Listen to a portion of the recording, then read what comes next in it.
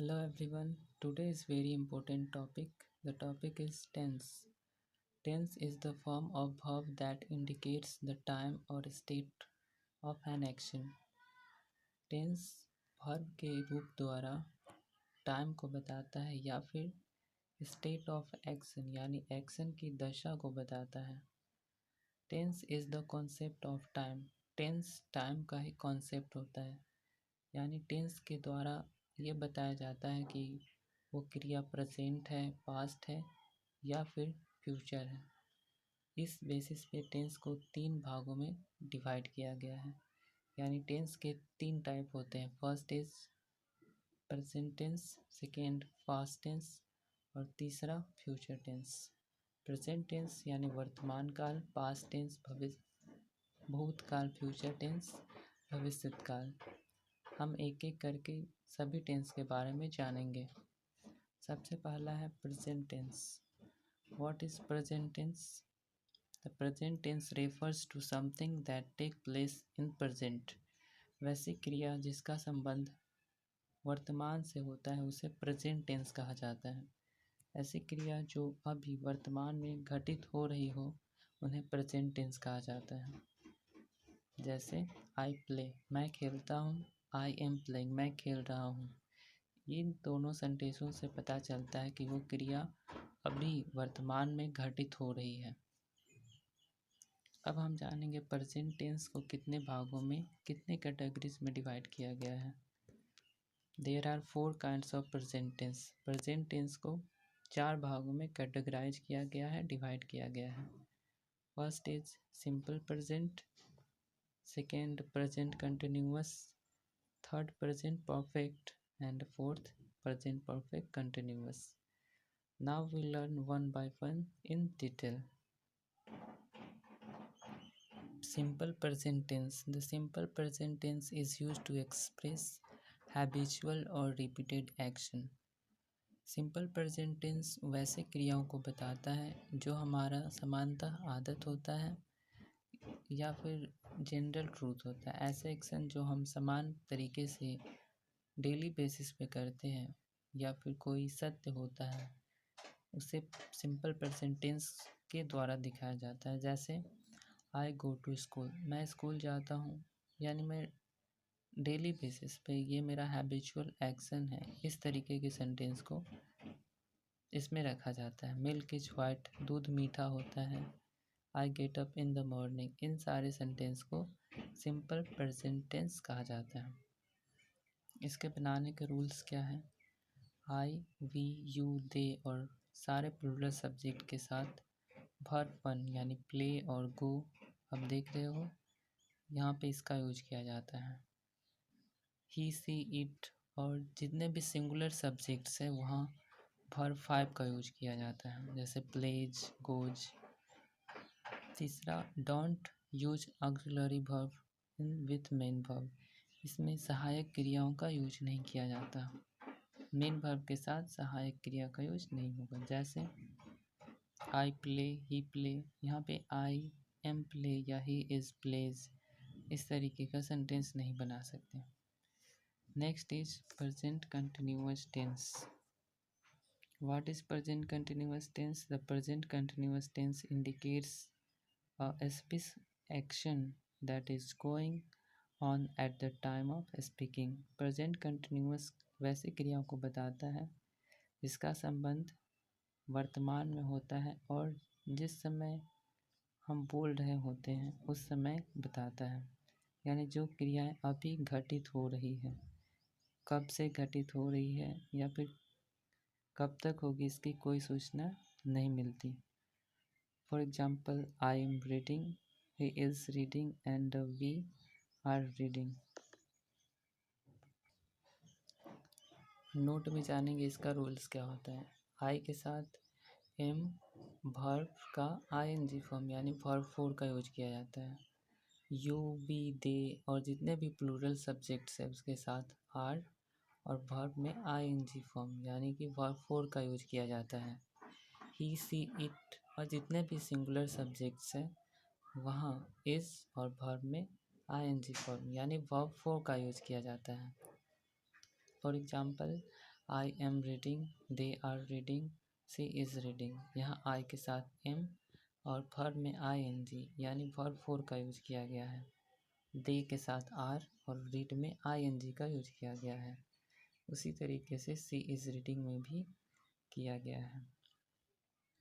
अब तीसरा है present perfect tense. The present perfect tense is used to indicate an action just completed. Present perfect tense ऐसे घटना के बारे में जानकारी देता है जो अभी हाल ही में घटित हुई हो, यानी ऐसी घटना जो अभी समाप्त हुआ है उसे प्रेजेंट परफेक्ट टेंस कहा जाता है। जैसे आई हैव इटन, मैंने खा लिया है या मैं खा चुका हूँ। ही हैज़ इटन, वह खा चुका है या खा चुका है। इस तरीके के सेंटेंस को प्रेजेंट परफेक्ट टेंस के अंतर्गत रखा गया है। इसके बनाने के रूल्स हैं आई, वी, यू, दे और जितने भी प्लूरल सब्जेक्ट्स हैं वहाँ हैव के साथ वर्ब 3 का यूज किया जाता है। ही, सी, इट और जितने भी सिंगुलर सब्जेक्ट्स हैं वहाँ हैज़ के साथ वर्ब का तीसरा फॉर्म का यूज किया जाता है। जैसे she has played, they have played. Present perfect continuous tense. The present perfect continuous tense indicate an action continuing from the past into the present. Present perfect continuous ऐसे क्रियाओं को बताता है जो पास्ट में शुरू हुआ है और अभी प्रेजेंट में भी हो रहा है, जिसका रिलेशन पास्ट से स्टार्ट होता है अभी तक प्रेजेंट में हुआ होता है, उसे प्रेजेंट परफेक्ट कंटिन्यूस टेंस कहते हैं। जैसे I have been reading for 2 hours, मैं 2 घंटों से पढ़ रहा हूँ। यानी क्रिया तो 2 घंटे पहले पास्ट में स्टार्ट हुआ है लेकिन वो अभी तक हो रहा है। He has been playing since 5 o'clock, वह 5 बजे से खेल रहा है।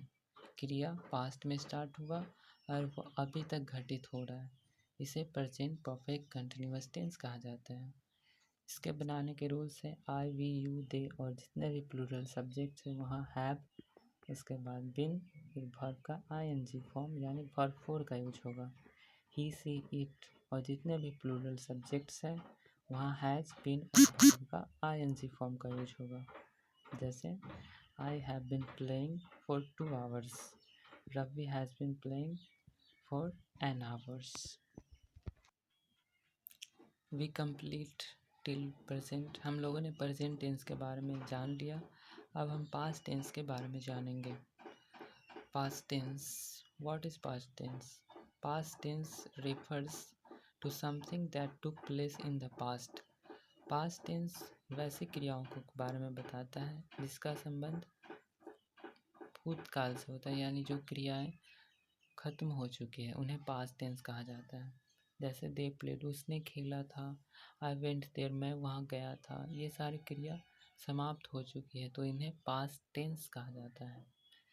पास्ट टेंस के भी 4 प्रकार होते हैं। प्रेजेंट टेंस की तरह ही पास्ट टेंस को 4 भागों में, 4 कैटेगरीज में डिवाइड किए गए हैं।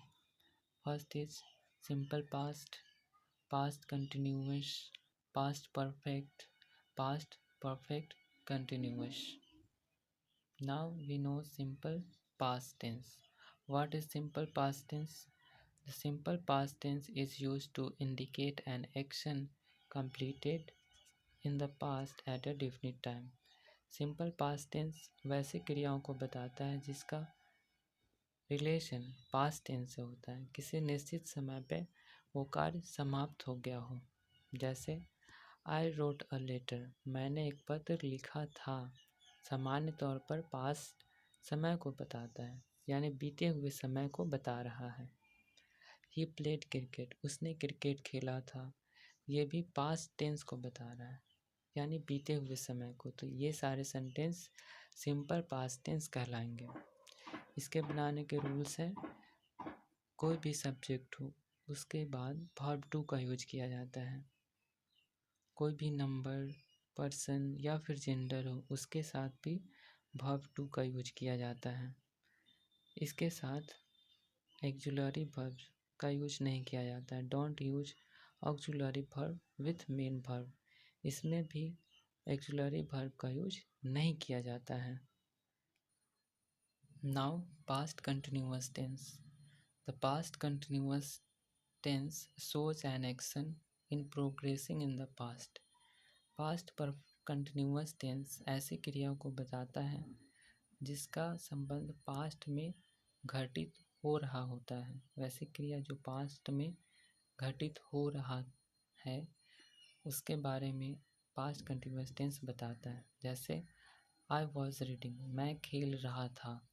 यू वेर लाफिंग, तुम हंस रहे थे। ये सब सारी क्रियाएं पास्ट में हो रही घटनाओं को बता रहा है, इसीलिए इन्हें पास्ट कंटिन्यूअस टेंस कहा जाएगा।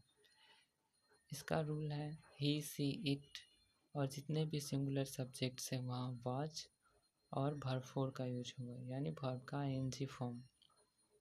वी, यू, दे और जितने भी प्लूरल सब्जेक्ट्स हैं वहाँ वेयर और वर्ब फोर का यूज किया जाता है। Now past perfect tense. The past perfect tense indicates an action completed in the past in relation to a later an action in the past.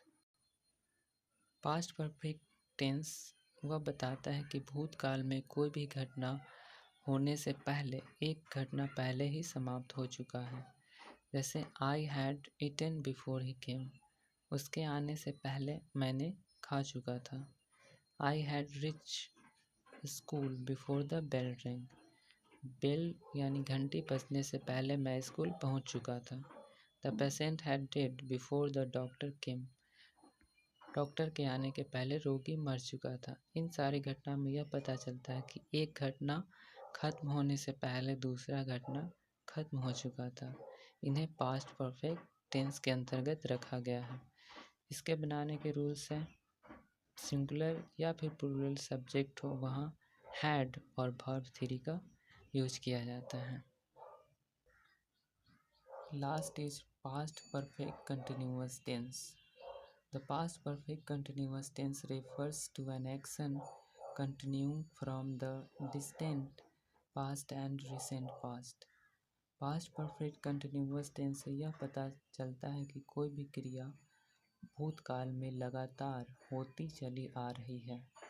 जैसे he had been waiting for 2 hours, वह 2 घंटों से इंतज़ार कर रहा था।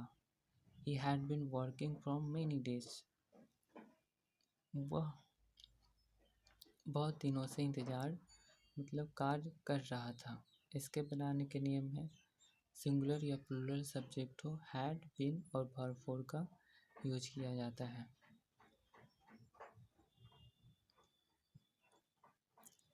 आज के लिए इतना ही। अगले वीडियो में हम जानेंगे फ्यूचर टेंस के बारे में।